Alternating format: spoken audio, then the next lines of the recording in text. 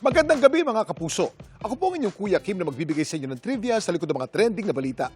Dinagang dibdib ng pamilyang nakatambay lang sa kanilang bakuran sa Kamigin nang biglang may tila gumapang sa kanilang harapan. Ano ang kanilang namataan?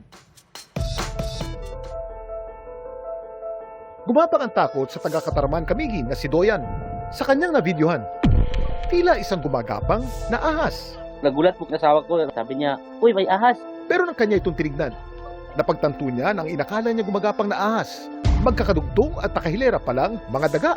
Nagulat lang talaga ako sir, na natuwa. First time ko makikita ng ganun. Nagkukumpulan nasa 8 or 6 nakadugtong. Galing po sila sa may masukal na lugar. Tapos dumaan dito sa bayaan nyo.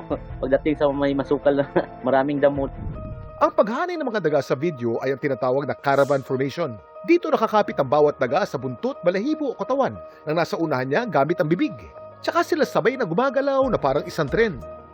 Ang madalas na gumagawa nito, yung mga batang daga. Ang una sa pila na siyang gumagabay sa kanilang direksyon, ang kanilang ina o yung mas matandang daga. Dahil hindi pa mahusay ang paningin at orientation ng mga batang daga, sinusundan lang nila ang nasa harap. Pero bakit nga ba nila ito ginagawa?